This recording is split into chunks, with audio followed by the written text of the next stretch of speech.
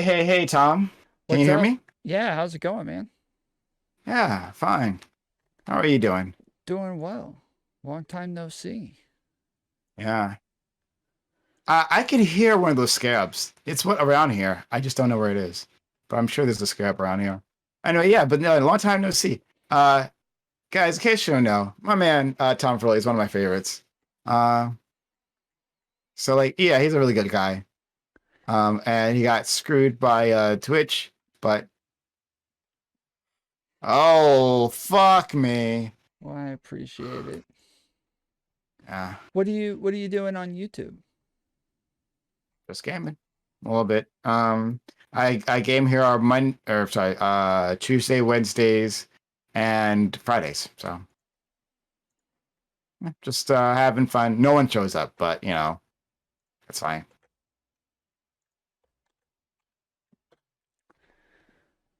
Um, yeah, I got I think three other people. So we were watching the panel Destiny and Anna and Kai Clips and Not So Erudite and Stardust and all Taftage, all of them were just on talking about rape culture.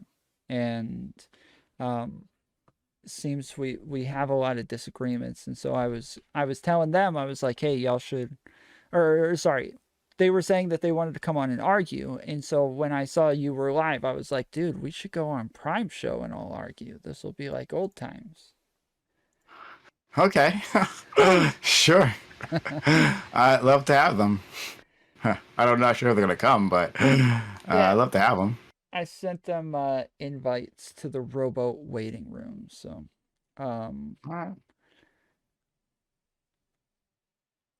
although Allison just went into non-stream VC.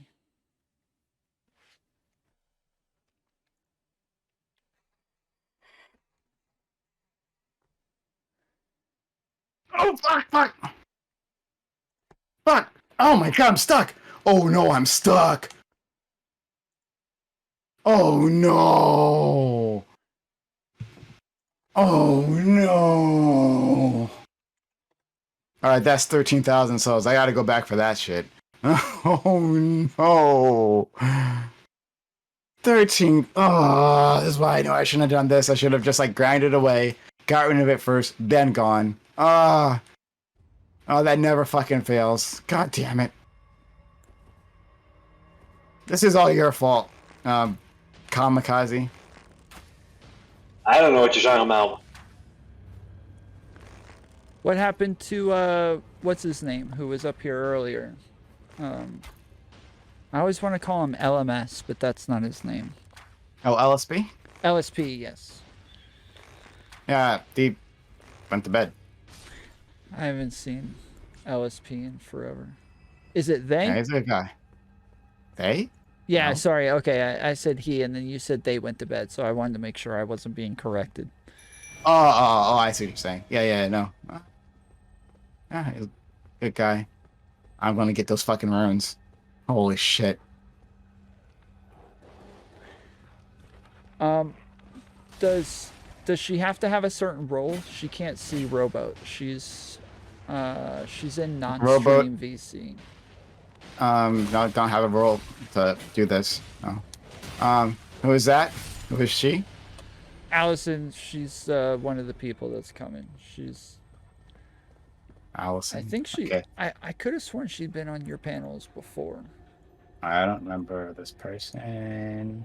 And yeah, I don't know, but I can pull her in.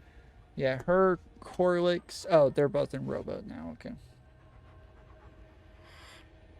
Hello, hi. Nice to meet Hi. you. And Hey. then Radical Coper is supposed to be coming as well. Okay. Yeah, I already told Tom this in the chat, but I'm probably gonna be more of the fence sitter here. Coder is the one that had more like of a firm disagreement with Tom, it seems. Yeah, I'm just interested in the conversation, seeing where it goes. There's like certain things that may need to be cleared up, and so it was fun to get time to chat with you guys. Did Yeah, nice to be here. did any of you guys have like disagreements with what I was saying, or like what? Because when we're talking about, I guess the problem with this conversation over and over that I keep like re-explaining is that like I think we all agree that that on some level rape culture exists. It's just where on the scale do you sit? Like it's it's somewhere on a spectrum. It's just I feel like we all probably sit in different spots of the spectrum, or you feel like because I'm trying to move people from one part of the spectrum to another, it may seem as though I'm downplaying rape culture. So was there anything like specific with what I was saying that you disagreed with? Not specific for me. The one thing that I would like to clear up here, though, and I think we can all agree on this, is that it depends on which subculture you're in. There's probably certain subcultures out there where rape culture is far more prevalent, those being ones, full of young, immature Radical men, coders in the primarily. waiting room. Yeah. But, like, then there's other ones where rape culture is probably far less prevalent. Ones with probably better gender balance and far more education around consent. And these different cultures and different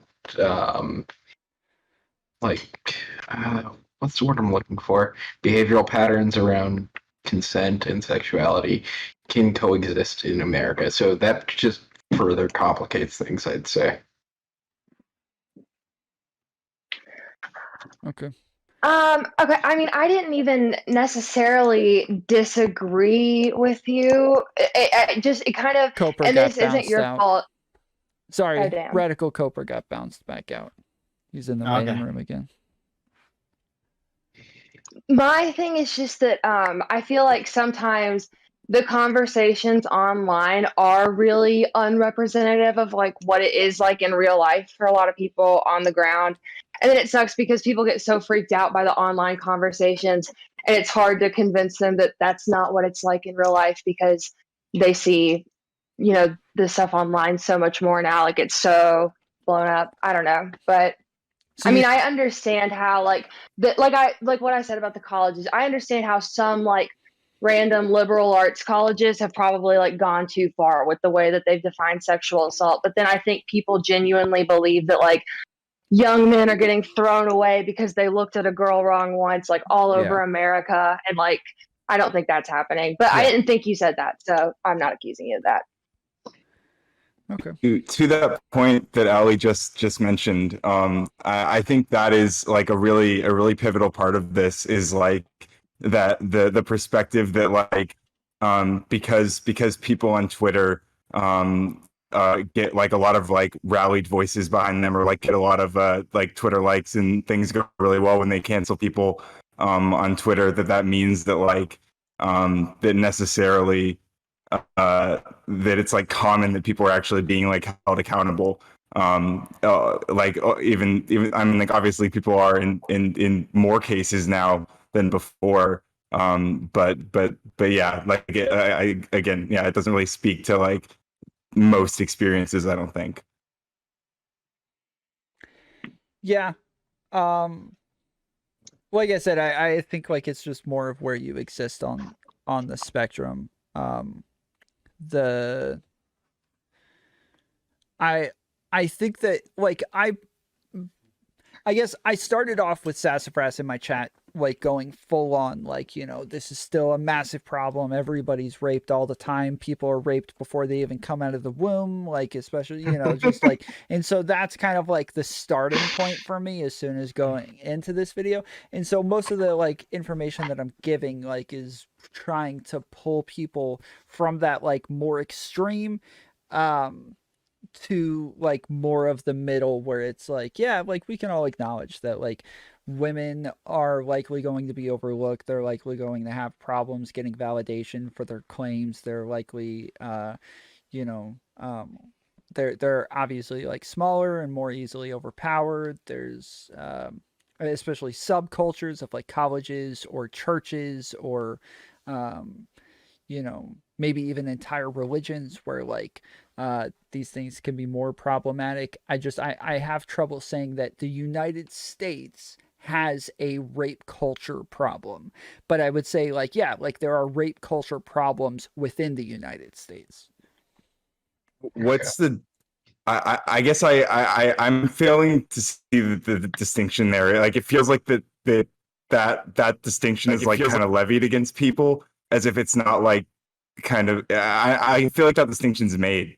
Like I feel like I feel like no one's like, or like very few people are actually conflating those two. Wait, conflating what two? I'm sorry, maybe I'm so like the conflating. Excuse me, give me a second to organize my thoughts. Mm-hmm. If it's possible, could I ask a question here, Tom? Uh-huh. So, so one thing that we always said is like, so maybe there's not a problem with rape culture now. One thing that I think we can agree upon is that back in the day there was a problem with rape culture, or at least society was pretty misogynistic on how things went. So I guess as we continue on, that's gotten better. But at what point has that like been eliminated? Has like the original kind of sin of the misogynistic standards that we had kind of stopped being something that was rape? I mean, I because think it's yeah. Go ahead.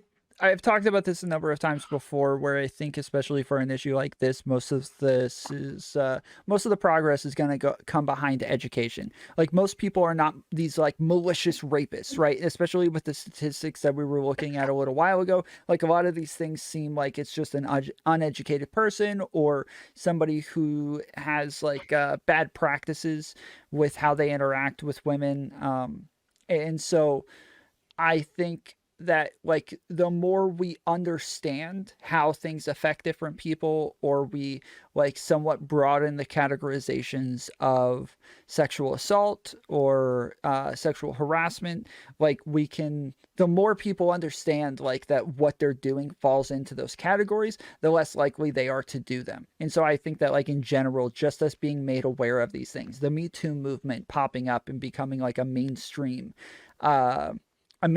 issue that everybody was aware of, everybody was like paying attention to. I think that in and of itself gave people a lot more information in the education to move forward and possibly like minimize this, at least to the point where we are today, where I feel like it's not as prevalent and not as common, and high ranking, elites are being held accountable more often for these sorts of actions. Would you say that definitions are malleable? Yeah, of course. Yeah. So I guess here's a problem that I'm seeing there. If definitions are malleable, then and we build more conscious awareness around rape and rape culture and consent, then those definitions are constantly in flux. Doesn't that mean that we're constantly changing and trying to catch up to something that's not solid or not as static? It doesn't seem like there's an endpoint where we fully understand what rape, consent, these things are, if these things are malleable. Your mic is a little, it sounds like the cord might be like, not plugged in all the way. Oh, I'm sorry. It's okay. We heard what you were saying. It just sounded a little robot-y. I mean, I think like in general, I think it's a good thing that we're expanding the definitions around these words, and I think that it's good that like we're including more things. The problem though is that we need to now start to have subcategories to where like it's kind of, if I say I was sexually assaulted, this could be anything from like, somebody accidentally bumped into my penis, walking through a crowded hallway, to like somebody held me down and like, and masturbated me without my permission. Like there's so many. Could it actually be that? I feel like we have these. The oh, sorry. You don't? No, you can go ahead. It's fine. You don't think we so? have these is legally. Like legally, it is true that we treat these things differently. Socially, colloquially, I don't really know like like without creating new words, because like right now we basically just use rape and sexual assault, and the only difference is the presence of penetration. It's we've kind of talked about this before, Tom, how like the difference between rape and sexual assault, like colloquially, people like use it to just mean like rape is like a really traumatic non-consensual sexual experience, and sexual Yeah. assault is like an unacceptable but just not as bad as rape. But in the law, like there are some sexual assaults that are like way worse than some rapes. Like if you're groped at gunpoint versus if like you are stealth, like rape by deception, like we would expect the person sexually assaulted at gunpoint to like be far more traumatized despite the fact that they weren't penetrated or technically raped. You know what I mean? So like yeah, I don't know, as far as we're only using like those two terms, I don't really see a way to make them like work more in terms of like, you know what you're talking about when somebody says it's happened to them. Well, you said like we do have to not necessarily create new words, but we have to have new categorizations of these so that like there's more nuance added into the conversation. Like a lot of like these are loaded terms now. These are loaded terms that could mean a large variety of things. And when we're polling people on whether or not they've ever been sexually assaulted or ever been raped, like it's hard to know what exactly that entails when we're looking at polling. Well, that most of broad. those polls. I can agree that Most of we those need polls- specificity. Go ahead. But like I think you're adding too much to it. So to say that like, oh, someone actually bumped into my dick and I got sexually assaulted. No one actually operates like that. Maybe you'll find some idiot on Twitter. You can find an idiot on Twitter saying anything. But like people don't actually go that far with it. I don't think in general they do, but if we're doing polling and we say in this polling, we're defining sexual assault as unwanted sexual contact or something like that, or unwanted contact with private parts, or so like that all of a sudden encompasses a massive amount of things. Well, Yeah, you but I said don't think something that's- as Prime, accidental. Doobie's in waiting room. Yeah. Did we? Okay. Like Tom, even the data we looked at earlier, that wasn't even like it was way more specific than that, right? Like and that article kind of like framed it in a weird way, but like even the questions that he described were like where he tried to like write it off as, oh, even this confuses people, even if they're just a little drunk at all, they would say yes here, but he specifically says like that like you were unable to consent due to being intoxicated or drunk or whatever, like, which is like a very different thing than just like being drunk. Like you're specifically saying like I was unable to consent because I was drunk. Like so like I feel like that implication alone provides that distinction.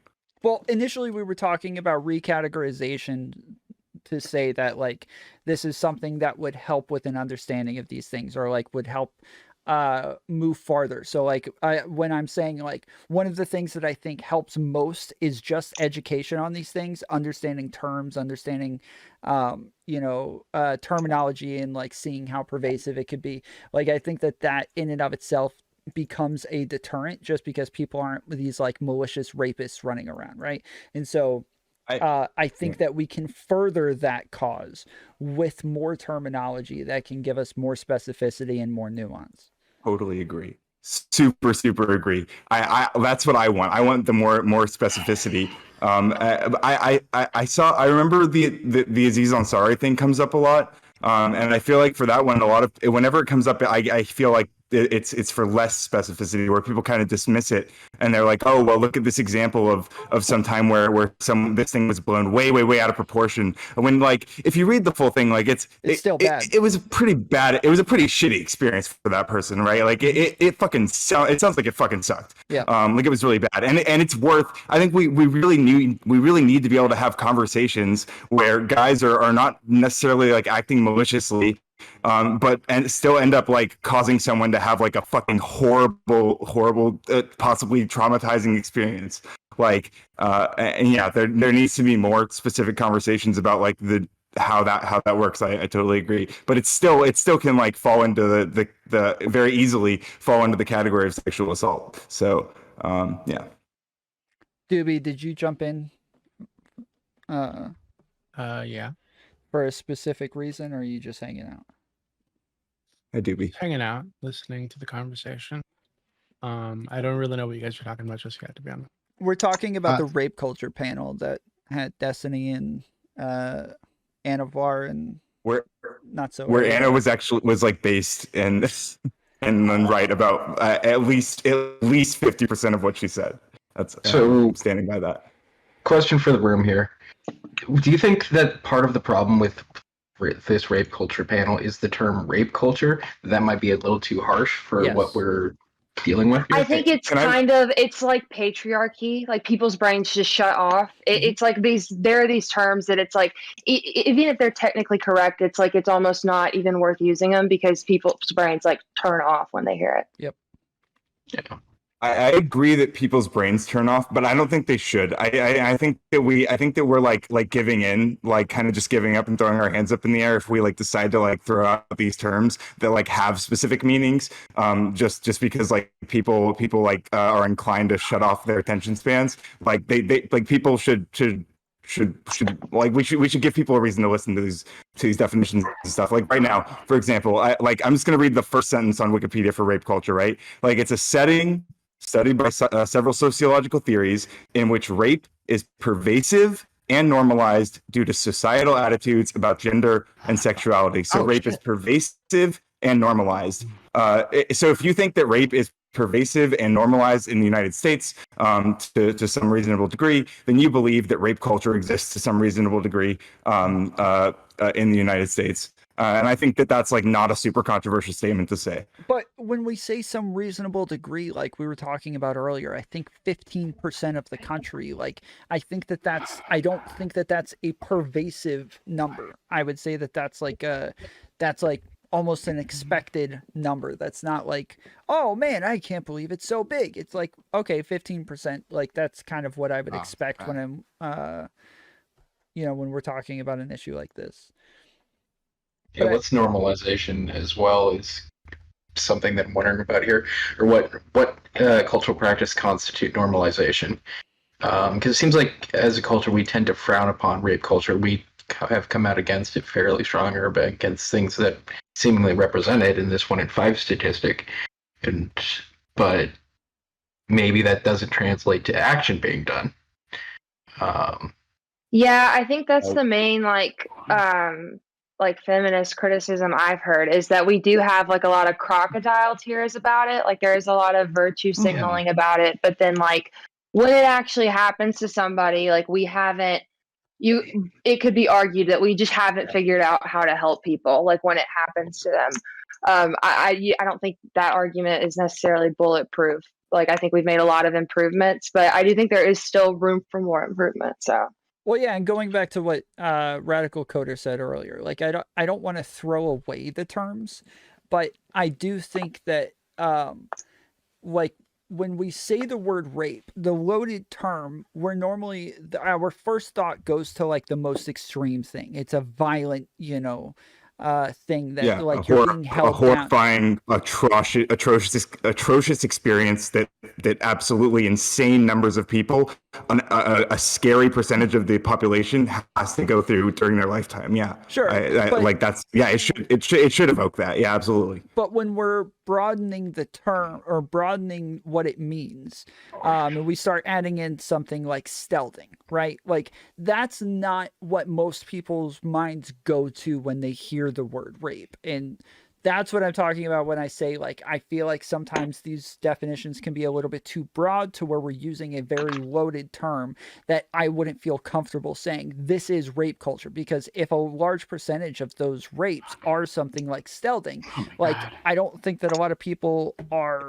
I think that rape culture is the social pressures that are forcing us to have a debate about whether or not stealthing is like rape. Yeah. No. I think that's Again, like rape culture, honestly. Yeah. I think in some ways it's a good thing that stealthing is being categorized as rape because it does give it that like social, I can't that social stigma. To be fair, that though, should come even with though, it. But real quick, I just want to say, like, that also is a problem. Like, it also does make that a little bit more extreme. And so that's what I mean when I keep saying like adding categories to these words and adding more nuance and detail in there is like what's most important to me, and that's what makes me uncomfortable with calling these things rape culture. Even like where I've seen something like stealthing, like specifically a rape by deception, like an informed consent violation. So not a voluntary consent violation and not a capacity to consent violation, but specifically like a knowing all material facts type of consent problem. It's like third degree rape, or it is like rape by deception. Even people who understand it to be rape, like it's just because it is a consent violation that involves penetration, not because you're necessarily going to feel the same way as somebody who's like pinned down in an alley and like raped while they scream and beg for mercy. Like, right. I understand what you mean. I feel, and I don't think anyone's saying these are. I know you're like. I feel like a lot of people imply that a lot of people are saying these that these are the same thing, but I really don't think that they have to be for them to like both be categorized under these words. I think the ways that these events can traumatize people can be very similar, and they both are like violent assaults in some way. Like I don't know, like yeah, I think that it's these words can apply in both situations and not like trivialize any experience or anything. Yeah, they can, but for the longest time, rape meant what we think of at the most extreme, and so it doesn't like.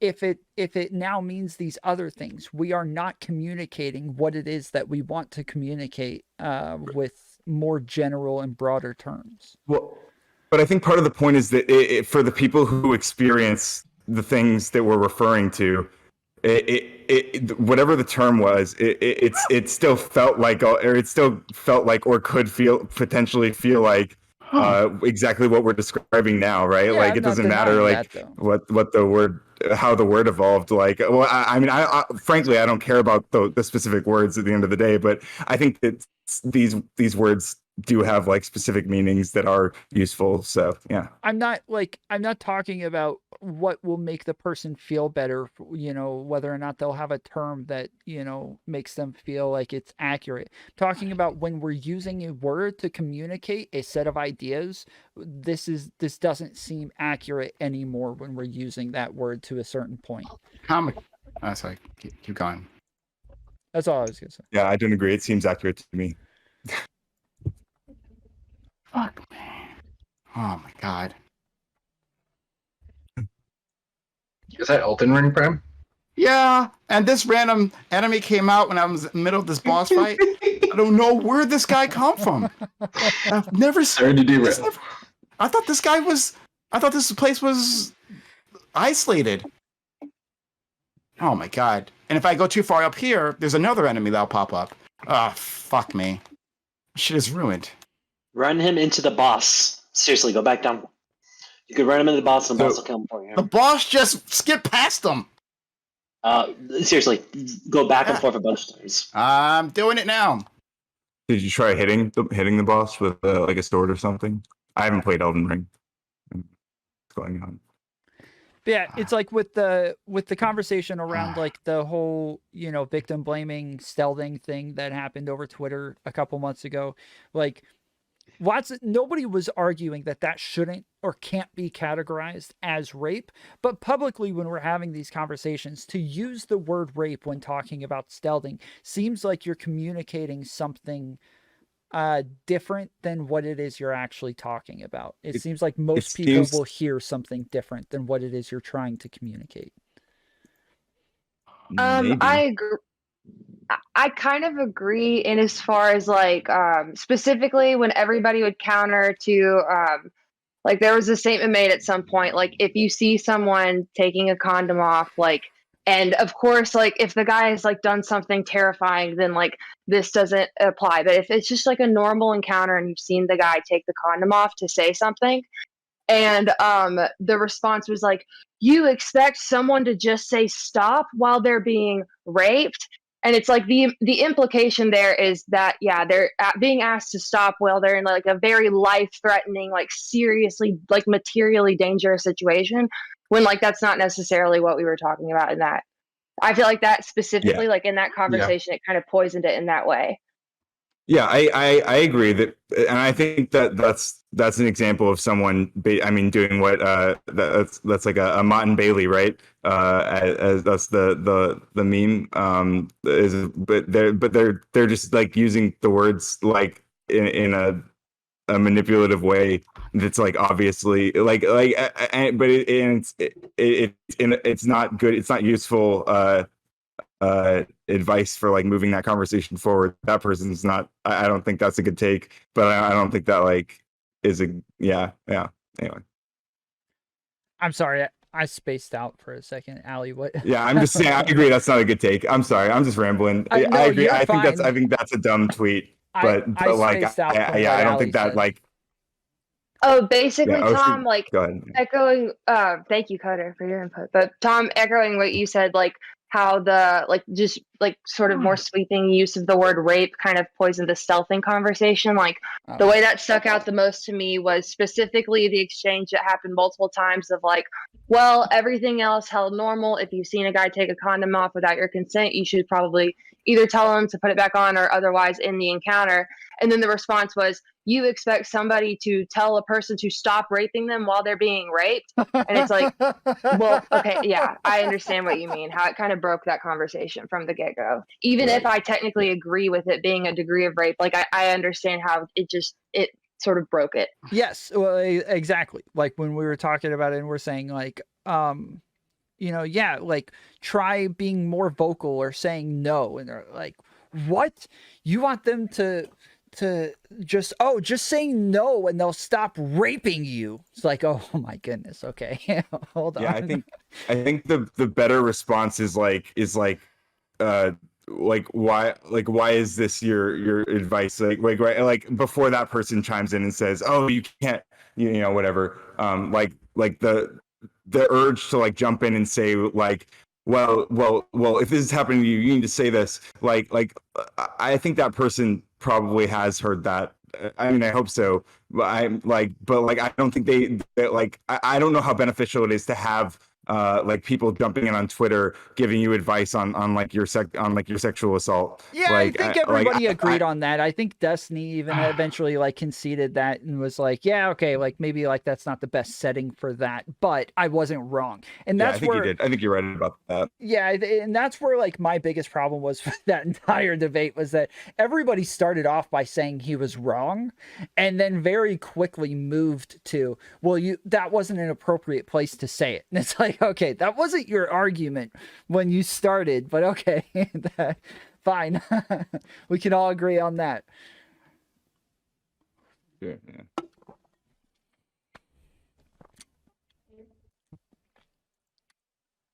So I think the whole like because we did touch on the idea of like rape culture is like a bad name for it, right? Mm-hmm. Like that we shouldn't use this phrase. Like what's like a better description for like this set of social forces that like makes rape like more prevalent or like an insanely prevalent crime while still being like underreported when compared with other violent crimes and like the gender and sexuality aspects that play into it. Like for example, like LGBTQ people are obviously much higher at risk for sexual assault. Like how do we discuss these social forces? Like do you think maybe like a specific like some set of culture we could refer to? Maybe like does anyone have like a good name for that? Does anyone have any ideas?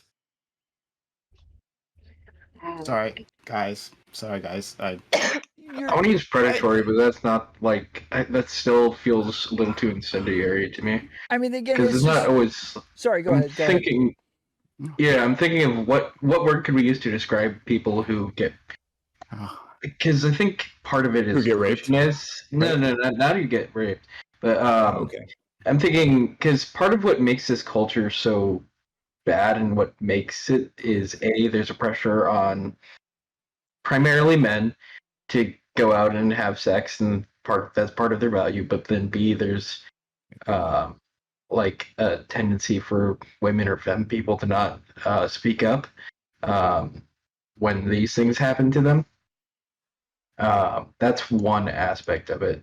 Another There is a certain amount of that will just always, like, the underreporting and the under-convicting, like, there are a lot of sociocultural things at play, obviously, but also, like, just the nature of rape and the nature of the American criminal justice system, like, happening behind closed doors with normally only interested parties to the lawsuit as witnesses. Like, normally, like, Brock Turner, that only went to trial because they had video camera footage and, like, 2 eyewitnesses. That is crazy. Normally rape victims like do not have that much behind them. Like, there is something to the crime itself. Like, no matter how much the culture progresses, like, a lot of these people are going to have really traumatic experiences and they're just going to have no real evidence to show for it.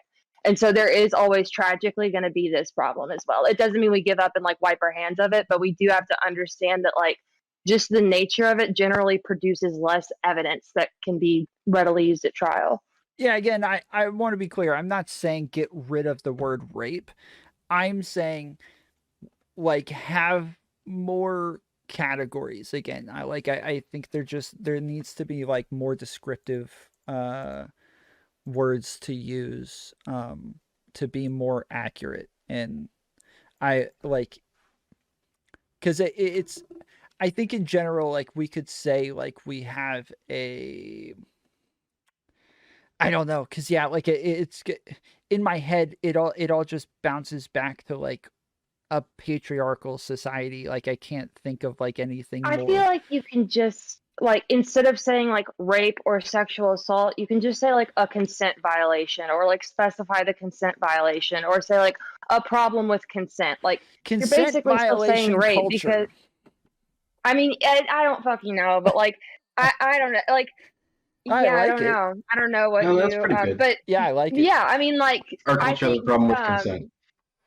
and yeah, a problem with consent. There are all different types of problems with consent, and like, yes, yeah. The consent conundrum. It's the consent conundrum. We live in a consent culture. Well, that's the goal, right? We would Yeah. want that, but and where we fall short of that is due to rape culture, right?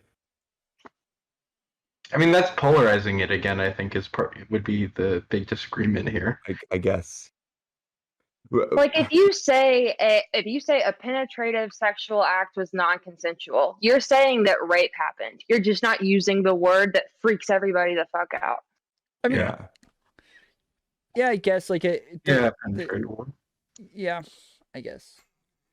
Like, I feel like other things would fall in there as well, but I can't think. We have to talk about if unwanted and non-consensual are the same thing. That's kind of an uncomfortable conversation sometimes, but like, do you understand what I mean? Yes. Like, if someone doesn't want consent but manifests consent, like, the person can definitely subjectively feel like they were raped, but are we ready to objectively as a society like label that kind of experience, like the enthusiastic versus like affirmative consent debate? Yes. Yeah. Yeah, that's where I think things really do get like, I mean, obviously this whole conversation is really difficult, but like that's a especially like how do you handle that like after the fact? I'm not sure. Because yeah, I was talking about Louis C.K. earlier, and like some of my problems with the way that was handled is not that he didn't do anything wrong, but more so that I felt like people kind of overreacted to what happened, and mostly because like I feel like from his perspective, it seemed like a lot of the people who were there, or the people who were being encroached upon, were giving signals that they were consenting to what was happening. Because most of the time in like sexual scenarios, we're not actually asking for consent in each and every little move. Most of the time we're like testing the waters, you know, making smaller moves here and there, looking for signals. And then as long as there's no like, you know, signals that say like, hey, stop, or don't do that, or anything like that, then like you keep moving forward, hoping that everything is still kosher. And I feel like in a lot of the Louis C.K. Scenarios. That seemed like from the stories that I heard, from the women talking about it, from him talking about it, it just always sounded like the people who were there, like from his perspective, seemed to be consenting to what was happening, because none of them ever actually said anything like, hey, don't do this, or I don't like this, or hung up on him, or walked out of the room, or any of those things. They all just stayed. And so yeah, so like I feel like there's like, Just gonna throw this out here. The solution to this is building a more sex positive culture. That way we can have open conversations about sex and not have it be weird. Part of the reason why this is such a problem is that we base it all on perceptions and don't have these conversations openly. well, and on So, top hold of on, that, no, I think I- women more so I- than That's my anybody. take. Yeah, go ahead. Tom, I agree with you on at least a great deal of what you said about Louis C.K. It seems from what I know about it, I don't know like the full stories. It might be stuff I don't, know Same. that have been made public. So I'll put that out there. But yeah, I feel that from his perspective, he was all good, right? But like, do you feel that he was all good? Because like, he was in No. a position of power, and Yeah. he decided to do the things that he did. Yeah. Like it's one thing, like if someone is either your boss or like a superior in your field, right? Because like I think one of the incidents that happened with like another comedian, like a female comedian or something, or someone in like an acting role, right, entertainment role, and this is like Louis C.K. At that point, he was the Louis C.K. Yeah. And he's like, and again, correct me if I'm wrong on any of these details, but he's like, I'm going to masturbate in front of you. Like, Yeah. like, and like from a woman's perspective, like, what do you do? All right, this guy just wants to jerk off. I mean, yeah, sure. Yes. But like, did I want that to happen? Mhm. I'm not sure what we should do when a person, is reluctant, right? Right, when it's a reluctant situation. Yeah. We call that quid pro quo, don't we? Sorry, there was a Would it- quid pro quo in these situations. This for that, it comes off like a quid pro quo if he's in the position of power, right? Well, not if he feels as though this is a consensual scenario, right? And Yeah. that's what I'm saying, is that like from his perspective, it may have seemed like it was a consensual scenario, but I agree with you, Prime, that like one way or the other, he was doing something wrong, especially when you take into consideration the power imbalances between the two people. The thing that I wonder though is like, when we see the power imbalance, lots of times I feel like people say like, oh, well, this gives you like carte blanche to just be like, a road test dummy and just sit there and say nothing and act, and act like everything's fine until later when you get to go tell everybody how horrible and horrific this was. Like, what level of I'm blanking on the word, like Responsibility. yeah, sure, responsibility. What level of responsibility? People use the word agency a lot. Yes, I think. agency. Yes. What level of agency are we attributing to these people? Because I feel like for a certain, we're going to go back to a scale again. Like on a scale somewhere in there, I feel like some of their agency is taken away because they're pressured in one direction or another. But I don't think that like is, like I said, like a carte blanche to just wipe the slate clean and say like, okay, you have absolutely no responsibility here whatsoever because there's a power imbalance. Yeah, so the quid pro quo thing, I mean, there is generally a power imbalance with a quid pro quo case of sexual harassment, but the key thing is the exploitation of the power imbalance. So specifically, like, I'll give you a raise or promote you for sexual favors, or I won't reprimand you, won't fire you, you're going to suffer in your job otherwise, like, if you don't comply. Like, that's the nature. And then you basically consent given under, like, financial duress, consent given under, like, career duress, like, that's like quid pro quo sexual harassment. And even if that's not I don't know stated, if it can seem like that's the case, I think is what Corlix is saying. That may not be stated emphatically. I think it's arguable that there is That's like the a coercive implication. there's a coercive aspect to these offers, right? If these women were actors specifically and thought that they could get a role with Louis C.K., if that's the case, then yeah, there is something like that going on, right? Wait, why isn't that them in some way taking advantage of him though? I was It about- could be. Yeah, it can be sometimes. Like I feel like the person with the power does have to actively exploit the power. They have more I mean, responsibility and more yeah, agency. I don't know. I mean, if there was any implicit suggestion that like, oh, if I like you, I might keep you around like professionally. You can work with me. Like if there was anything like that, then I mean, yeah, I'm like anti Louis C.K. But I don't I don't know. No, People do use each other sometimes. Like and Yeah. that's not always I mean that happens sometimes. Like Not always a bad thing. Yeah, what you're- relationships can be not contractual, but like a give and take. transactional. Transactional, yes, thank you.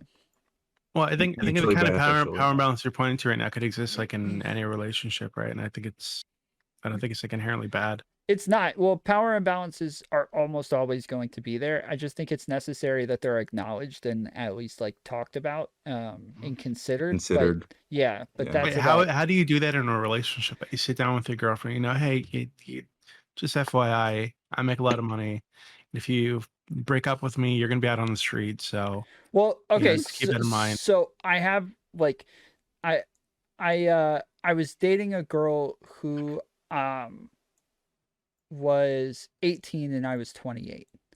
And these are conversations that we had to have like on a consistent basis. Was like not that like I thought she couldn't understand or grasp it herself, but more so that like we had this conversation and somehow like all of these things were out in the open. Well, I think it's a little bit different because you're like in that situation, you're like a grown ass man, and what most people would consider her to be like on the edge of like being a child.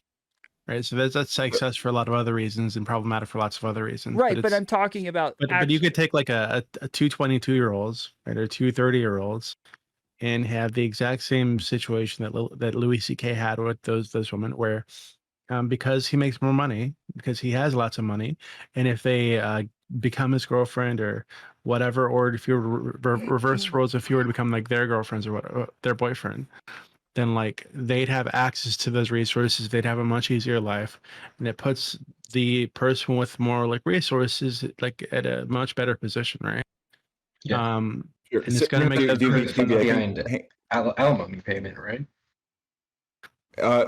Dude, what you were saying about like the situation where someone just kind of sits down and has that conversation. I mean, you said it kind of jokingly, but like I mean yeah, like you should have that conversation with someone. Like if you live with someone and they're financially dependent on you or you're financially dependent on them, you should probably be like have some open line of communication about what like if neither of you have like an alternative living situation, if shit like hits the fan, like neither of you have a backup plan for that, that's bad. Like that's something you should talk about with your partner, with your loved one. Like that's not like I'm like there are hard conversations that you have to have with your partner, and I don't see why that's like one that should be avoided for any particular reason. I've had like, similar conversations important, before, right? where it was more like I didn't want them to feel like they were dependent on me, like to feel like they were like relying on me too much. I would like encourage them to get a job or whatever, or it's just like do whatever made them happy. But I think even Sure. saying that, it could come off as like a veiled threat, and it's going to make the person feel uncomfortable that you're even considering that. Well, so I was gonna. That you're even I think- thinking that way. It could come off as like you're letting them know that you know and they know that they rely upon you, and therefore they should probably not fuck with you too much. I see. It's like in the my prenup example, question. I was also No. going to mention that, like, on top of that, I was helping her go to school, and or like paying for, like, helping her pay so that she could go to school. All of these like different scenarios had to be discussed, regardless of what the power imbalances are. Like the prescription's always going to be the same. Is that like the only thing that you can do to help it? Or to remedy it whatsoever is going to be to have these conversations, to talk about what backups are, or like Yeah. what you would do in the scenario that like something happened. Like all of these are like the only answer is always that you can just discuss them and hopefully that alleviates and as in most- many issues as sorry. possible. Go ahead. And in most situations, like you probably don't even have to have that conversation like as that explicitly, because in most situations you hopefully like are also are familiar with like the friends and family in their lives, and you're aware of like which some number of them who might take one of you in, like, or might take them or they're aware of who might take you in and things like this. Like yeah, I don't know. I think like you can discuss those kinds of power dynamics like pretty openly. I think you should be able to in a healthy relationship, ideally. Mm-hmm. Yeah, I think you have to, even if it's really uncomfortable. And sometimes it will, I mean, well, I don't know, because sometimes it'll result maybe in the end of a relationship that wouldn't have otherwise ended. And that would suck. It is kind of the question of like a prenup. Like when somebody asks for a prenup, the person gets mad and then they don't get married, and they would have never gotten divorced to begin with and like needed the prenup. But then like every fucking lawyer, if you have like a lot of money, like a lot more money than the person you're marrying, will tell you to get a prenup. Like, you know what I mean? It's a smart thing to do. Like, so yeah, it's I don't know, reminds me of that. And there's like definitely like bad ways to approach that conversation, like the blunt, like, hey, so honey, like, you know that like if hey, you I leave think me, you like, might you're be a fucked, fucking right? leech. Like that's I need that's you a to sign this shit. Yeah. Yeah, like there are definitely like better ways to go about this, and that's a conversation. That's a separate conversation, like about the tact of it. But I think like yeah. Anyway, I think. Yeah, I just think power imbalances are always going to be there. Like every relationship has them in some way. And I think like all of them, big and small, should be discussed. So like if I'm with a chick that's way hotter than me and way out of my league, I'm gonna have to talk to her about the fact that she's you know, she's able to persuade me maybe more easily than I'm able to persuade her. Okay, Sweet so mom. active So we all women. agree rape culture exists, right? Yes, to some extent, yes. Yeah. Based. Not based. It's horrible. Like it's awful that it exists, but based. Huzzah! We have this agreement. Excuse me. Let's Just to be go clear. rape culture. Wait, Doobie, I want to hear your take on that conversation, that part of the conversation. Which part of the conversation? The rape culture review part of the The awesome conversation. culture. She meant to say. I think it's overblown. I think In what it's sense? massively over. I think Fair. I don't think rape is accepted. I don't think we have a rape culture. It's true that lots of women are going to be raped, unfortunately, or sexually assaulted. Lots of men and women. But it's a very, very tiny percentage of the population that engages in that sort of thing. And when that tiny percentage of the population engages in that sort of thing, they are hunted down and put in cages or killed. Well, that's why I'm saying I to some don't think it's extent, like- though, right? Like you believe it exists to some with extent. like sexual assault and rape, like the issue is primarily with like repeat offenders. So even though like lots of women are you know being affected by this, it's a very tiny percentage of men that are actually engaging in it, right? So like I don't know, it just seems overblown. I agree that with it's you, not, but like, that's an why I issue, would right? say But, that like- it exists to some extent. Like normally I would say in subcultures, like at a college, at a high school, like at a church, you know, something like that. Like within subcultures, I would say that there's definitely going to be rape cultures. Okay, what when you say rape culture, like I guess if it feels like you're watering down what rape is. Do you mean like rape is in being someone pressuring another person into sex, or people getting drunk at a party and having sex with each other when maybe like the lines around consent were blurry? So more so, I I'm feel not like- actually talking about the rape taking place or the action happening. I'm more so talking about the culture around acknowledging that and, so like, you know, believing women, wanting to like call the cops, wanting to like make an environment to where women feel safe to come forward about their rapes.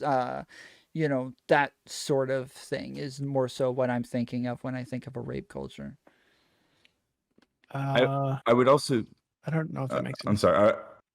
I would also something I talked about earlier in Tom's chat, like a really like major and prominent prevalent example of rape culture is like sexual assault of men in prison that's like played for laughs. Like even in SpongeBob, there's like a joke about dropping the soap, and I think this is an example of rape culture that is so deeply permeates our society that it's in so much fucking media. It is insane how many movies have jokes about.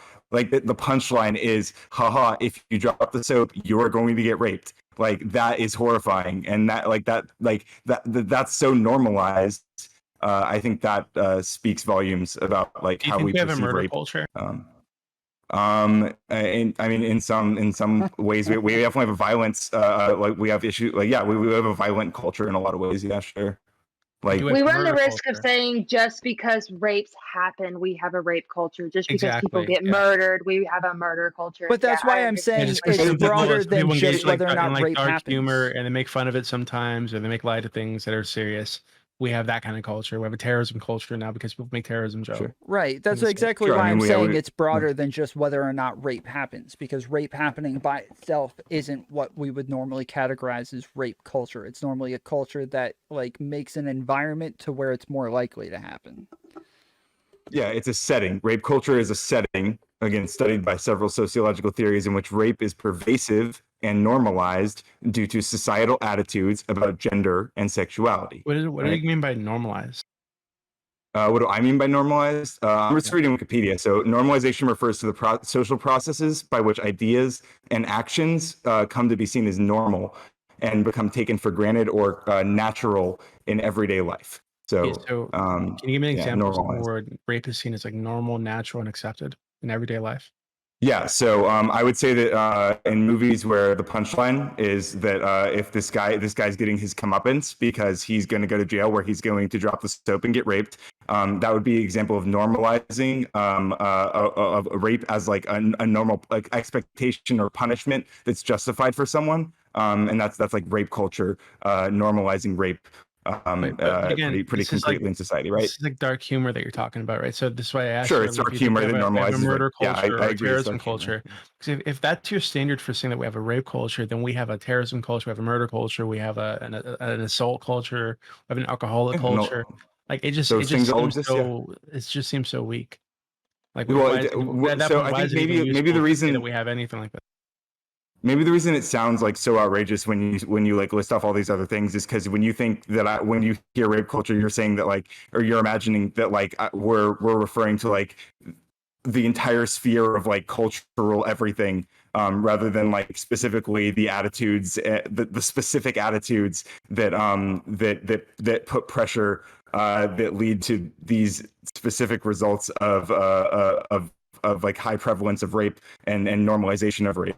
These like are which is different like things, the though, setting right? To of be things fair, you're to referring be to, fair, I guess I feel like that only works though if you think that like prison rape stats are up because of like prison rape jokes, or that you think prison Right. I rape don't think it jokes in helps. any way contribute to prison rape. See, I don't know that it helps, but I don't know that it hurts at all. Like, I mean, Not I on an don't individual love level, prison no. rape jokes, but yeah, I kind of feel like the way to like if we're gonna try to fix the prison rape problem, like getting rid of prison rape jokes is like Well, so like it's not my prescription. it's no, I know it's not your description, but Yeah. it feels like Or, yeah. like when it's like point to an evidence of rape culture, something that normalizes rape and leads to its pervasiveness, like prison rape jokes. Like, and I don't think that that's why. Sure, like, sure. So I would say it's not just the jokes. It's not just the because again, sure, that is just dark humor, right? So it's not just the jokes, but it's also the attitudes that make those jokes, or the attitudes in which those jokes emerge, right? And those attitudes are attitudes in which prison is for punishment. That's where the bad guys go. That's where the bad guys who broke the laws go. We put them in the prisons because they broke the laws and they're the bad guys, and they're going to get punished. They're going to get raped by other bad guys who are bad, and they're there to rape the other bad guys. And that's the attitude that exists. And of course, no one thinks about it in those like blunt terms because that's fucking insane. But like that's what that's what's actually happening, right? That's what the actual social attitude towards these things is, and that exists, and we challenge that attitude if we're going to change it. That's supposed to be bad. Prison's What? supposed to suck. Yeah, you're not supposed to get raped in prison. I don't think. No, I'm saying mean, that's Yeah, what I you're was about to saying. say, I feel like Hold you on, have a hold solid on, argument. hold on. That's not what I was saying. I don't was think saying, I- hold on, I don't think wait, people should let suffer me in finish prison. because I Also. want to make sure that's not what it sounds like I was saying. I was saying that's what you were saying, is that like people's attitudes towards this is that prison is supposed to suck. I was not saying people can get raped because prison's supposed to suck. Yeah. Well, it's specifically not just that it's supposed to suck, but specifically that it is where the bad guys go because they did bad things, and they are bad people, and we need to put them in the bad place where we put bad people, so they're not with the good people outside of where we Well, put the just bad the people. idea that like rape is ever sort of karmically fair as a punishment. I understand that you could do the moral hypos where it's like, okay, you just violently raped a bunch of people. Is it fair for you to get raped? Like, sure. But I mean, random people just going to prison for random things don't deserve to get raped. Like, I understand how there's a problem where people think that like, oh yeah, like, you know, rape is a punishment. Like that could be fine for some people are bad enough. Like, I get what you mean. Yeah. I mean, it's just a compound. Yeah, the reason I brought up the prison attitudes is because it compounds with that effect. But like that normal that like idea that rape is something that could be utilized in that way, I think speaks. I mean, unless I mean, obviously, like these are fundamentally like different situations than like other forms of sexual assault. But I think those are also normalized in a lot of ways. So. I mean, prison rape seems like a particularly violent form of rape, so it's yeah. Yeah, I don't know, that argument just seems really weak to me. I think that typically when people bring up like prison rape jokes, it's not because they're speaking as if it's like a good thing, right? They're making a dark joke about something that's very prevalent in prison. That's what makes the joke funny, and- is that it's something that's bad. Yeah, it's I agree. like people that make school shooter jokes, right, about a kid that's being Right. bullied, Yeah. right? Or they have like or there's like episodes of like Family Guy where they have like dumpster babies singing the song. I don't think that contradicts anything I said though. the culture that it comes up in, right, is one where this thing is an issue, but people making jokes about this thing and making light of this terrible thing that's prevalent in the culture doesn't then say that we have a culture of that thing. And I think repeating this rape culture thing really minimizes what rape is, what actual rape culture looks like in places of the world where it does exist. And I don't think it's useful to any kind of conversation about rape or consent or sexuality. You're talking specifically about the joke part? Yeah, I think if watering rape culture, quote unquote, down to that extent, where hey, people make dark jokes about terrible things that happen in prison, right? Well, hey, this is an indication that we have a rape culture, and the culture that this is okay, and is one of rape, or it just seems like if that's what you're watering it down to, then it just seems like the term becomes kind of useless. I don't think that's why I think I watered it down to the fact that there are social pressures that cause rape to be a pervasive yet underreported crime, specifically when compared with other violent crimes. Like it's specifically underreported. And I think that alone like speaks to social pressures that would be reasonably called rape culture. But you were asking me some specific questions that I gave like some example, like that example. I mean, like what if we run back through the questions you asked me earlier, we can probably come up with more examples. Like that was just like one line of questioning we went down, and then you're saying that I watered it down to that. It was like I answered one question. I asked you for an example, and you gave a really weak example. Yeah. But why do you think rapes are underreported? I think there's a lot of reasons, a lot of cultural attitudes about gender and sexuality specifically that probably contribute to that. Do you disagree with that like very broad, high level description, or? Yeah, I'm sure there are social attitudes that contribute to people feeling uncomfortable about coming out, coming forward about being raped. But I think you're going to find much more commonly that it's because the person that raped them is somebody that they care about. Yeah, that's what I said that person to earlier. go to prison. Sure, that's true too. Right. So it's not just if I come out about being raped, people are going to think I'm used or some shit like that.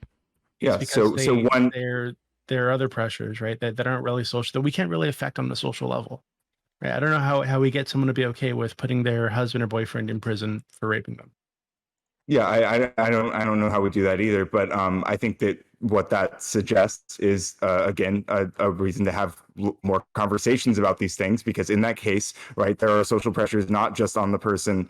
There are social pressures not just involving the person who is deciding not to report this person who did this to them, but also that person who it sounds like in this scenario doesn't even might not even realize that they did something wrong, right? But and we need to be having conversations that steer people towards more awareness of how their behaviors impact or can really fuck people up, even if they feel like it was a nothing burger, right? And yeah. Yeah, so I don't know. Again, I don't think that's an issue with the culture. It's an issue with that individual. What else? It's cultural. How is that It's not an issue cultural? with What? that individual's relationship and their unwillingness to hurt that relationship that they have with the person that raped them. I agree. Right. If we were going to talk about a cultural issue, I would say something like the fact that like it's hard for women to be sexual publicly, and coming forward about something sexual is harder in general. And I think that like lots of times that's one of the reasons why they'll end up blaming themselves and like feel more uncomfortable about coming forward about a rape. But yeah. I guess like that's a cultural example. Well, I think just real quick, you also kind of like skipped over the part about the social forces on the guy in that scenario you outlined, right? Who again, like, is it fair to assume, like, in this hypothetical, that this person probably doesn't fully grasp like the harm that they've impacted on someone who is probably a loved one of theirs? Like, and do you not think there's like a cultural conversation to have about the forces that like led them to a position where they engaged in those behaviors that caused such massive harm to a loved one who now feels uncomfortable to report this harm or to even communicate this harm to that loved one? Like this if this is like a common occurrence or even like prominent at all, then that sounds like a cultural issue, right?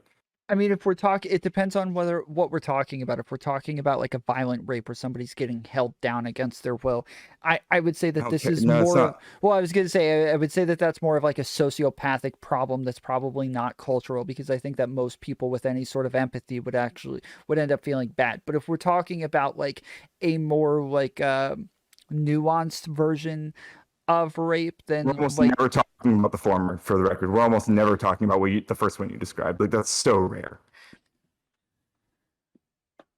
Well, again, that part of my problem when we're talking about rape and using this word that seems to convey like what I just said. That's like what most people hear, but it by far the majority of it isn't what we're communicating. Yeah, I think we need to evolve past. I think we need to evolve the conversation past that. I think we need. Yeah, I think that we have to like bite the bullet that like both of those things can be rape and keep moving. You know, they can both be rape, but the relation, you're just never gonna get the girlfriend to report in the same way that we can. Like, I understand Doobie's point that like I don't see this as not that it's not a fixable problem, but like the remedies are generally gonna be out of court. That's not to discourage people from reporting, but I don't see how you fix it like on the ground. Like a lot of times, like the person adding up the pros and cons is it's literally not in their material best interest to come forward like the formal legal way sometimes. And especially when the majority of them are by somebody you know. Yeah. I mean, I don't know. The stars have to be like really, really, really perfectly aligned to get a rape conviction. Like, it's very hard. I mean, yeah, sometimes falsehoods happen, but way up more often, like true things just never get brought up. So I don't know. Sorry, kind of rambling at this point, but you're good. And just to be clear, I'm not even I'm nothing I was saying is specifically about like convictions. I'm saying that like there are cultural conversations to be had, or there are conversations to be had about cultural forces that produce the situation that that hypothetical was about. I guess just That I when yeah. people talk about rape culture, the first thing they say is like, well, only 2% of rapes are reported, or like Oh, whatever boy. that stat is, whatever that one. I don't It's- know. I'm not saying that stat's true Yeah, or I not don't true. know. I'm just saying it's what That's the- everybody throws out like immediately. That's it. Sorry, Yeah, that sorry, the 2% I, one is that the only 2% are false accusations. Okay, I- I've heard that rapes are so massively underreported that like 98%, and that would honestly make sense for me because of, again, the way that rape happens. A lot of times it just does not lend itself to having enough to go to trial, much less like have a reasonable shot of getting convicted. Like most of the times it's just not there, unfortunately. So yeah, I feel like when we're talking about how to help people, like these are like cultural, like social conversations more than they are like policy conversations. Mhm. Like I don't know, when I think of rape culture in America, I think of like the 90s style trials where like defense attorneys were like literally allowed to get up and like call the woman a whore and be like, you slept with this many people, like what age did you lose your virginity? Like we have all these rape shield laws now, thank God, but like I understand how people can feel like the term rape culture in America is like outdated because we have come a long way. Like it is easy to forget like how far we've come so quickly, but I also do understand the argument that there is still elements of what we could academically refer to as rape culture and not technically be incorrect. Like I get it. Yeah, so I think I don't know if sorry about earlier. I accidentally unplugged my mic and didn't realize it. 'Cause I'm stupid. So, Well done. yeah. So I think, thank you. So I think that Cody, you said something earlier. We need to evolve the conversation past something. We're talking about but- Oh words yeah, we're so using. we should like bite the bullet that like both like the like some things that aren't like there are going to be things that are way less extreme than what is initially like evoked in people's minds when Sure. like they hear the word rape. There are going to be a lot of things that are way less extreme than that that are going to fall under that category, and I think we should like bite that bullet and move on. Like if people challenge that, be like sorry, like too bad. That's like this is like. And then also we can call out the people who from like that tweet that Ali mentioned earlier. We can call out people who are abusing this language in ways that are like making the conversation worse still. But sorry, yeah, I just want to give you my view there. I semi agree with you, but I think you wouldn't have those issues at all if people weren't throwing around the word rape so loosely or saying like things like rape culture. Because I think when you say rape culture in a conversation, say the U.S. has a rape culture, I think the average person is going to be very like put back by that, right? They're going to be thrown off by that. They want you to explain, and they're going to think that you're fucking crazy. Because when you give the initial explanation about having a culture where rape is like normalizing, yada yada, most people are going to hear that and think you're insane for saying that rape is normalized, right? So you really need to break it down and get into details and say, oh well, yeah, well, I said this, but it's actually something like this, and I said rape, but it was actually like dark jokes and dark humor that might lead to an atmosphere in which rape is more common or more likely to happen, and blah blah blah. Why not just not say rape culture in the first place, and instead focus on the areas that need help, right? I think it just seems like it makes the conversation more complicated than it needs to be. It really bogs it down unnecessarily, and we don't really gain anything from it.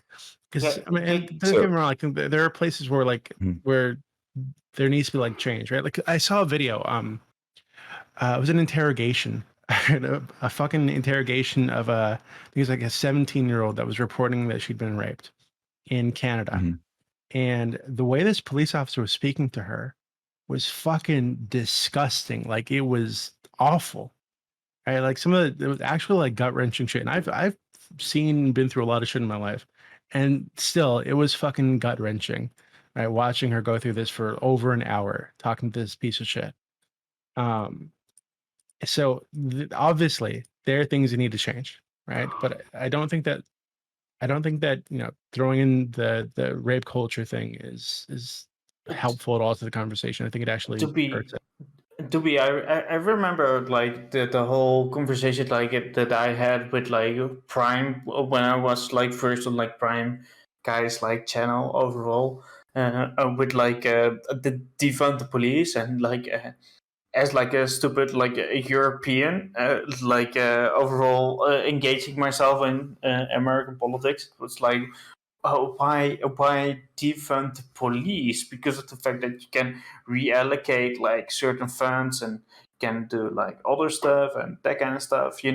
It's like a bit like that, right? It's like it's not. You're not necessarily say like rape culture, but you.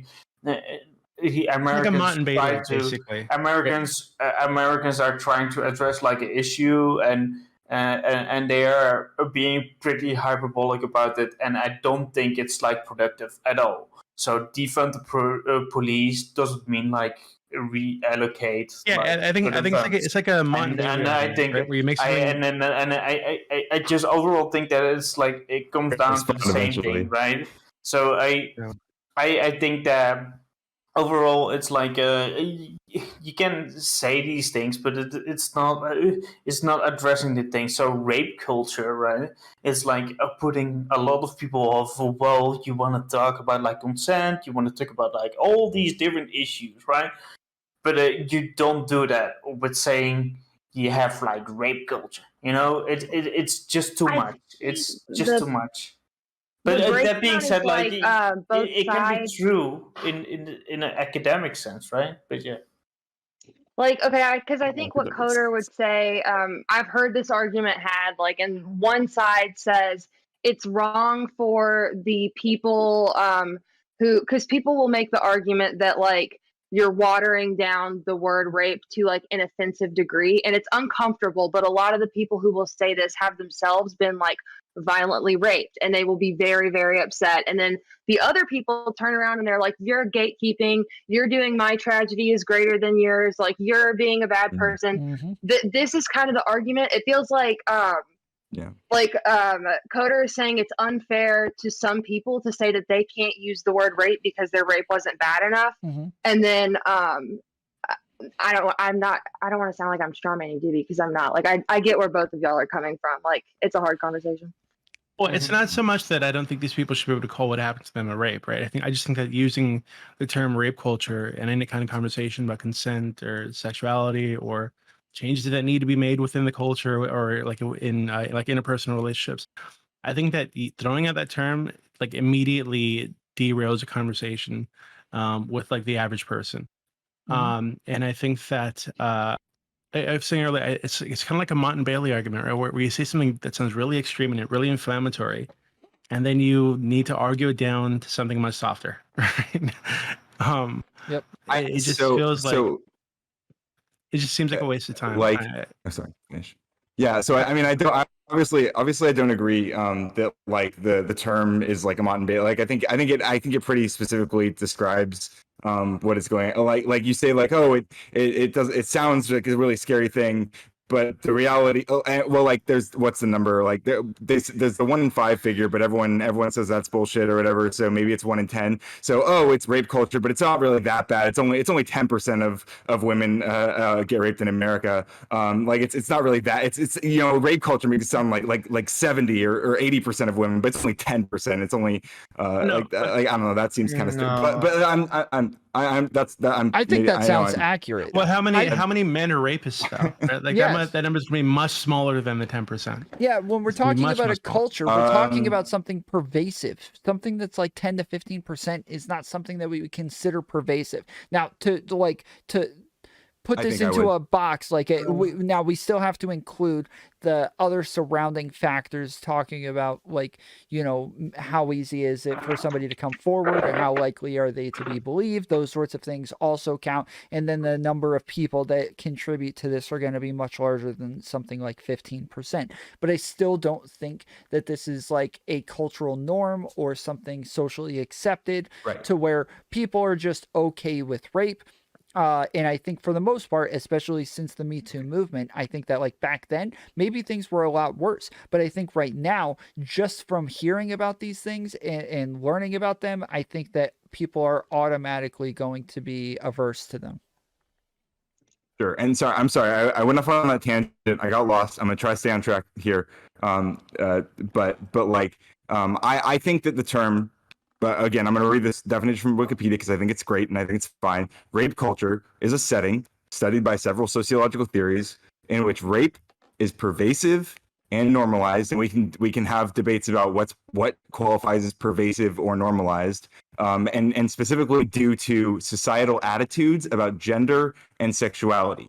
And I think this is demonstrated by the fact that gender influences rape statistics. Obviously, women are sexually assaulted far more than men, and men are far more likely to commit sexual assault, and sexuality in regards to LGBTQ people who are much more likely to be the victims of sexual assault as well. So I think rape culture in like the definition here that like it seems to fit with it is like a fine term that doesn't need to be thrown out. And I think most of the time when it comes up, it's usually used, or it's usually being thrown out by or being thrown into the conversation as like if it's being used as like a thought terminator, like people are ending the conversation with oh well, we live in a rape culture, and the conversation over. Well then fuck that, because obviously that's like the beginning of like, wow, that's horrible, what do we do about that? And even if someone is off put by you initially bringing up the phrase rape culture, I mean, this your results may vary for this advice, for sure. But honestly, you can present ideas and words that are off-putting to people, and then have conversations where you elaborate those things with them, and you come to some better understanding about those things at the end of it. And I think that's like healthy to do with a lot of different people. That's generally bad Yeah. rhetoric, dude. That's like that's generally horrible rhetoric, is to start off with an extreme and then get into the nuance for you. afterwards. Well, no, like generally it's considered to be like a You draw them in, horrible bro. rhetoric strategy. But, okay, like, but think about this conversation. Like, that's not what's happening. We're not being drawn in. We just disagree, and we've been arguing about this term for the last like fucking hour or whatever. yeah, we It know really lots of people depends. are Yeah, averse to it based on the term alone. We know that. We know tons of people are like automatically averse to it based on the term alone. No, it But really also- depends. Like some people are like basically drawn in by the term. Like, oh, you calling me that? Oh, that sounds like really bad. I need to adjust. But other people will double down, and that's the thing, right? Like people have like different responses on these things, and I think like honestly, like a radical coder, like you don't want to have those people to double down. So you gotta address those think- people. I don't think so guess much I people am feel like sympathetic. I'm sorry. The term, like, yeah, I'm looking at the Wikipedia page too right now, to be completely honest. Yeah, the term was developed in the 70s. And so I kind of get the argument that, like, this term that we used in the 70s, like, I mean, I know you're probably not arguing that it applies just as much as it does in the 70s, but, like, the second sentence of Wikipedia says behaviors commonly associated with rape culture include victim blaming, slut shaming, sexual objectification, trivializing rape, denial of widespread rape, refusing to acknowledge the harm caused by sexual violence, or some combination of these. I don't know if that helps anymore, but I feel like specifically you could argue that like victim blaming and slut shaming are so much less relevant now than they were obviously in the 70s, but even 80s, 90s, even like mid 2000s. Like the culture has just changed, like it's changed so much very quickly. Still I here. understand how it's outdated. Totally.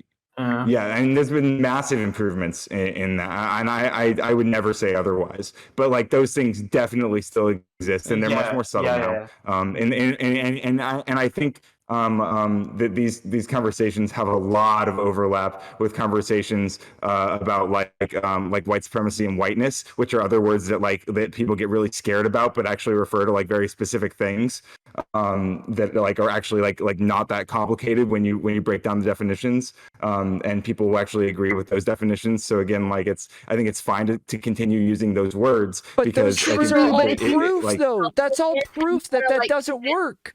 That's you just you wanna- named like yeah. great examples of proof. Like I get, No, but it's a proof. If you Oh my meet a God. random Yeah, go Republican ahead. and you want to convince him that like we need criminal justice reform now, you shouldn't probably start by saying like abolish whiteness, even though like you can make the arguments about systemic Sure. racism and criminal justice So, reform. so Like one, I understand. even the term systemic racism I mean, is like, rhetorically just like horrible. Like it sucks so It's I mean, bad. like another turn-off phrase. it might be for people.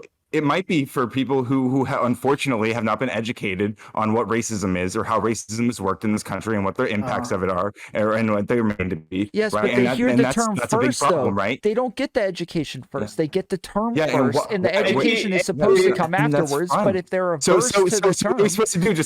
Just never talk. We're just supposed to like throw it out and not talk about it, so that they just they always have that idea of it in their minds. Fuck that, dude. No, we should We try do to have try to to change their code minds. back Try to to give that them a a lot better of people- explanation. Give them a better story. Like that. Like that's no, we're that's, talking that's how about you do it. labels, though. We're talking about getting a better label and having like more nuanced labels that are optically better. Like saying the word whiteness, it makes people's brains turn off. Well, while you're in the label factory, these words are going to continue to come up. They're going to continue to shape conversation and discourse, and they're going to be prominent and central to the conversation, partially because they're being brought up and thrust into that conversation by bad faith, like conservative provocateurs like Christopher Rufo, who brought the whole critical race theory thing, right, who basically instilled that whole fucking meme, right? So we need to be, so these things are going to keep coming and they're going to keep being thrust in the conversation, and we're going to have to keep engaging with them and communicating what these words actually mean, because it's okay to do that. It's okay to learn what they actually mean, and we don't have to stop using. We don't have to throw them out because they scare people at first glance, especially when that scaring is fueled by bad faith people who are trying to make them associate it with things they already don't like. I just overall, I remember debating like a black nationalist, and it was like basically she was saying like overall like just educate yourself. So she was like calling me Good advice, dumb honestly. over and over. So she was just calling me dumb, and overall, like What that mean? I pretty much like relayed her like her all like arguments and that kind of stuff, and I engaged with her in good faith. But she was just and like saying like basically like educate yourself, saying like you're dumb. And I don't think that's like a good way to engage with people overall, because of the fact that like I'm not the type of person that is like tuning out. I'm Well, engaged, Coder doesn't. but it's be like fair- this is like optics, right? This is optics. Yeah. So Yeah. you wanna That's the thing, because, you wanna have like white black people. You wanna have all the people like basically like getting together, reuniting into some sort of point, right? There's some political point, and to say like, well, just Try to educate yourself. wrap it Like up, it's Chincho. like it's dumb, no. Allie, Well, Coder doesn't do that. To be fair, like Coder can like say systemic racism and then get in a like well-sourced argument with somebody and defend his points. Mhm. But we do have to cope with the fact that like a lot of people who say these same things like on our side can't. Like a lot of people do use these buzzwords and then they can't make the arguments. And a lot of these right-wingers only fucking hear these terms in like Ben Shapiro cringe compilations. Exactly. Unfortunately. Like, and it sucks that we have to work against that, but the argument is that like it's half the voter base, like tragically, like you just actually have to. I don't Yes, know. and thank I you. don't know. Thank you, Allie. And just on that note, on my humble YouTube channel that has less than 100 subscribers right now, I do have a 4-hour conversation with me and Rob Noir and Andrew Wilson, who big baby a big papa fascist, which where we talk about critical race theory specifically for 4 hours. And I'm definitely engaging with these conversations across the aisle with people who are seeing more eye to eye with me and my perspectives on those things after those conversations. Even though I might be engaging with words that are inflammatory or scary or demonized by the right wing Twitter mobs. So yeah, y'all go sub to Radical Coder. amen. Radical Coder. Yeah, Coder. It's a Coder. That's what they call me on Politically Provoked. Radical Coder. And I changed my nickname to it once, and I just did it to appease them, and never ended. I think I started calling you Coper just because I thought it was funny. It's a funny meme, honestly. It is. Showing here for the memes, but I assume that somebody is streaming here or whatever. But yeah, whatever. Oh well, I'm I think streaming. Tom's streaming. I'm also Yeah, streaming. fine. Yeah. Yeah. So yeah, tomfoolery. I thought you were like I think that at tomfoolery you were banned off Twitch for some bullshit reason, but yeah, whatever. Yeah, I'm still banned on Twitch. Yeah, where were you banned? No, don't talk about that. He's wanna Prime know. streaming on YouTube right now. Okay. Yeah, he's Then- not streaming on Twitch. Yeah. So why did you get banned? That being said, I think you should be on Twitch. So yeah, Oh, I appreciate it. as well as his YouTube. It doesn't look like it's ever gonna happen. I'm on YouTube. Such it. Yeah.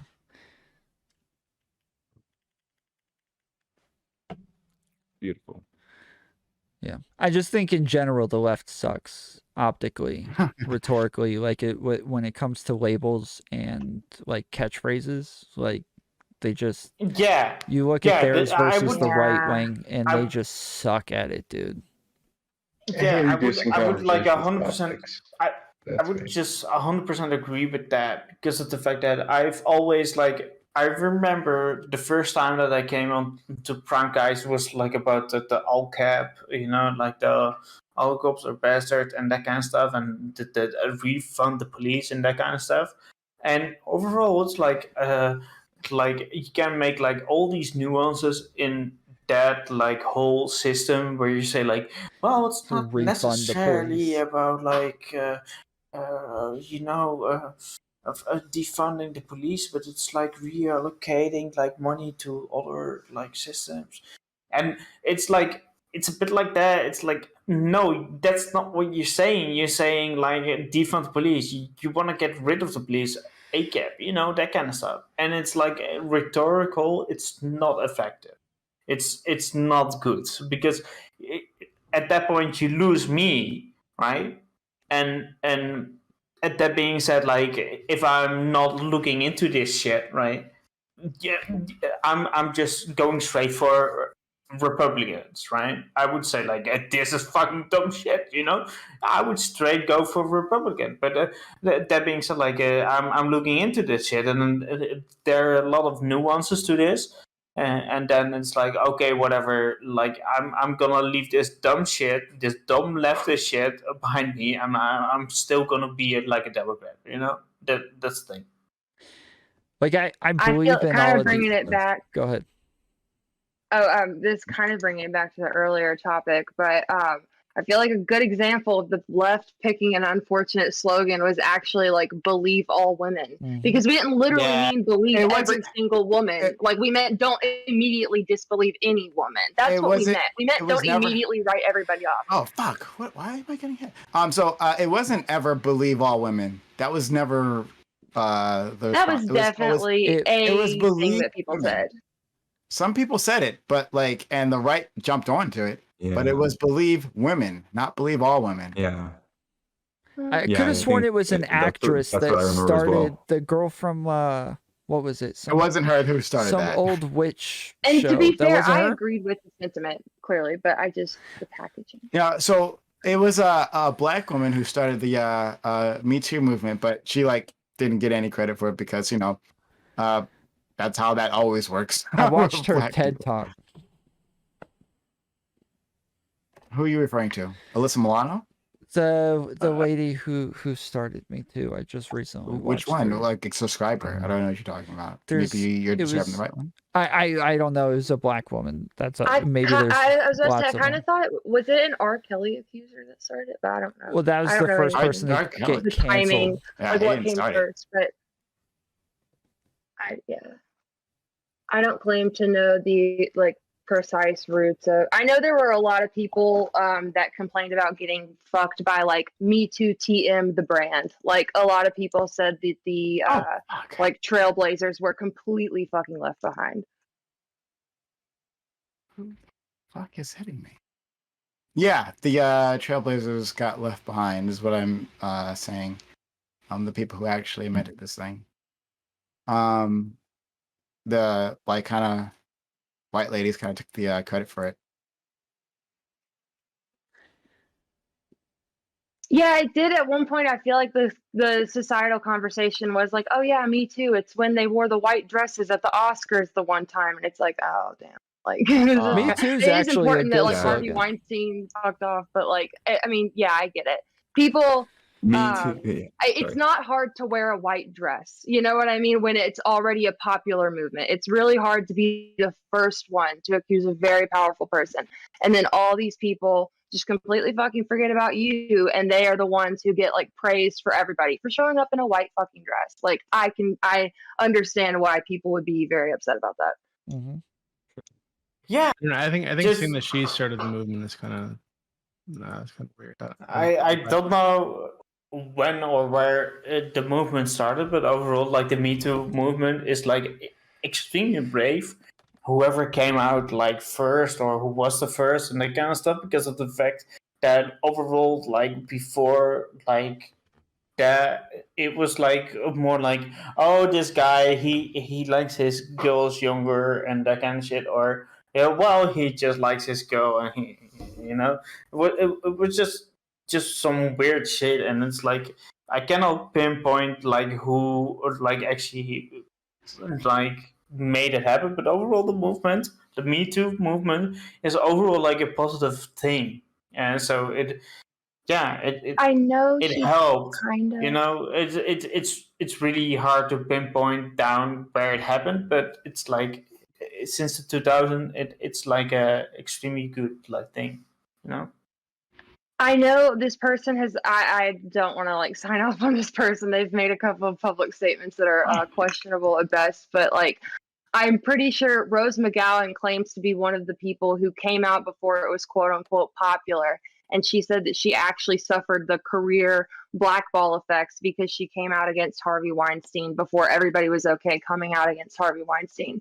I don't know if that's actually true or not. I've heard a number of people make these complaints. I do not know if that's. I don't know.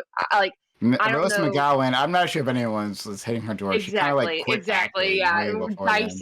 dicey territory. But Yeah. I just heard plenty of people say that there were people that got left behind from like the early parts. But it wasn't actresses. It wasn't a Hollywood thing. That's the thing. It wasn't Hollywood. It was based on working class women and their experiences. And the fact that no one here, including me, doesn't even know the person who started it, or I don't even know their names, is the problem. I don't really think it's a problem, to be honest. Yeah. I don't. I don't know how you even could figure out the very first person if there is a way. Yeah, Well, apparently she started Or using like, the I phrase mean, I guess the on. first She person started. to use the hashtag in that context. Is that what you mean? No, she would. So apparently, she started using the phrase on MySpace in 2006, and she was like an activist for sexual assault survivors because she's a sexual assault survivor. And she encouraged people to use the phrase "Me Too" as like to that they've been victims of this too, right? And this started on MySpace in 2006. Nobody had ever heard of this person, as far as I'm aware of. It seems like a pretty small movement, if you want to call it that, right? And then when the Harvey Weinstein Which is how movements start, right? yeah. So when the Harvey Weinstein started, when all that shit started coming out, Alyssa Milano encouraged people to use it as a hashtag and started using it as a hashtag herself when she and others started speaking out about this kind of stuff, right? Happening specifically in like Hollywood, but then it kind of expanded from there. So yeah, she came up with the phrase "Me Too," but like I don't know if it makes sense to say that she like founded the movement. if you look on Google who started the movement, it says activist Rose McGowan. Yeah, but I think that's fair though, because definitely not. I think If you're talking about the think- movement versus the word, like maybe she started. no, even then, right? So like I think the Me Too movement, quote unquote, that people typically refer to when they're talking about like Hollywood and Rose McGowan and Harvey Weinstein, it's like wealthy actresses who were being victimized by like powerful men, right? And that's I would say that movement is kind of separate from what this other woman was doing on MySpace and other spaces before. Yeah, I disagree. Like, the Me Too and Time's Up are different. Like, there's the Time's Up organization, right? Like, it's like, BLM and the BLM organization. So those two things are different. And the Time's Up organization kind of reflects the whole hashtag Me Too movement rather than the Me Too movement, right? Because it's focused on wealthy white individuals, wealthy people in like the entertainment or like government individuals, like the elite individuals, as who Time's Up focus on, and then that's where there's downfall. So in case you guys don't know, the Time's Up organization was supposed to defend women. Like if a woman comes out with an allegation, they would investigate and all that, right? Andrew Cuomo, Andrew Cuomo had some women who were having issues with him. But like it was like the lead counsel, I think the president of the organization and like its lead counsel, I forget. But they had previously worked for Andrew Cuomo, and they like drafted like a letter, helped him like with his response to his accusers, which was just she helped him cover it up. Yep, complete fucking embarrassment. And that's literally it. Like that was like a microcosm of what's happening, right? Because like these abusers get protected by like the people around them, right? They even women, they surround them, and they're like, well, he couldn't have done this, right? Rather than like having that conversation at the very least as to what could have happened, right? Or staying neutral, staying out of it, but. Yeah, they actively. How do you fuck up that badly? You have a movement about this thing, and then you end up doing the thing that your movement's supposed to be against. Like, I was going to say that's pretty rough. That's pretty rough. Because I was about to say I do know that I feel like they had to make some kind of statement when Tara Reid went to them about how they couldn't touch politicians, basically, so as to protect their tax status. But when you start talking about like she literally helped them draft a fucking statement, like okay, that's different than like you're protecting your tax status. Like fuck off. That's so crazy. I think the tax status thing was correct though. Like yes, well, it'd be one thing if they just like couldn't defend Cuomo's accusers so as to not lose their tax status, but it's another thing if lead counsel is helping Cuomo draft a PR statement to like maximize his impact against the people who are coming out against him. Like, yeah, it's pretty rough. Harvey Weinstein in prison. He got 23 years in prison. He did at one point. He was maybe gonna be sent to his home because COVID, but I don't know if that actually happened or not. Yeah, I don't know if that actually happened, but I know what you're talking about. Yeah, he's in prison for 23 years. He tried to get out. Good. I love. Remember when he was going to his trial and he pretended he was so like fucking infirm? Walker, yeah. Yeah. Oh my god. Yes. I didn't see any of his trial. I didn't actually see the trial. I'm just talking about like the lead up beforehand. Just the church, not the church. I think the conversation about like the people who founded a lot of the or like who initiated a lot of the momentum getting kind of like washed over is definitely like worth having. I like that, and also I think like when I think about whenever I hear the like started Me Too or founded Me Too, like when I think of Me Too, I'm thinking about like I mean obviously we're referring to this specific wave it seems of this idea, but that idea is just like women, or not just women, but like victims of some form of sexual assault expressing solidarity with one another, and expressing like, hey, you're not alone, and this in some capacity I think has gone on for I think it's interesting to think about how this has probably gone on for thousands of years, expressions of like, hey, I see you and you're in this situation and I'm in this situation, me too, or like I've been through this and I know you've been through this, so like me too, and I think that like that kind of broader view of it can hopefully help it hit home more like how much of an everyday problem it is, because I feel like a lot of times so much of the conversation is focused on we talk about Harvey Weinstein and we talk about Hollywood and we talk about all of these big names, but like it really is like everyday people, and and of course the everyday people who like got the momentum going in the first place. So yeah. I worry about everyday people and public statements though. I don't judge people. You never go after somebody who like makes, but I worry about everyday people making public statements like the celebrities did. I feel like the calculus isn't the same. It's like way more dangerous for them. That's what I mean. It's way more like they don't have the resources to fall back on like the other people did. So I do kind of worry that sometimes because I mean, it has happened for centuries, but it hasn't happened for centuries in public, and that carries like a whole new set of emotional ramifications for the person talking about it. I think. Yeah, I think we should there should definitely be like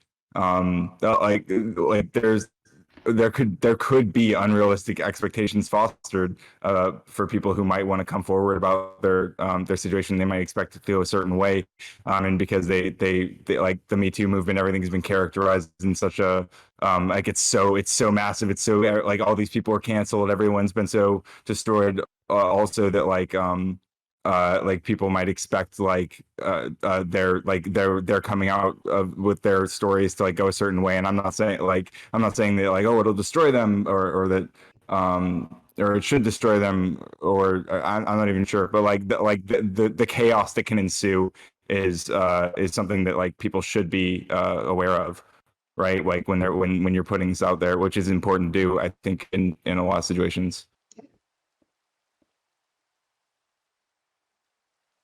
Yeah. So true, everyone. Well, Dragging I'm ahead. getting off. I gotta go to sleep. No It was problem. nice Good seeing night. you, Prime. Yeah, dude, like you're amazing. You're awesome. I like hanging out with you. I wish we could do it more, honestly. Whenever you're on YouTube, man, Sounds hit me cool. up. We'll do some panels over here on YouTube now. Yeah, I'm concerned doing open panels for people who've been banned, you know, like yeah. Destiny and Mr. Girl. We've got been banned, politically so. provoked over here, The bro. panel. Yeah, I'm a frequent politically provoked left wing guest. I'm all one of the of only us are. progressives still there. the bannel. All of I us love are. that. Yes. I wish I thought of it. But yeah, dude, have a good one. Appreciate it. See you. Yeah. See ya.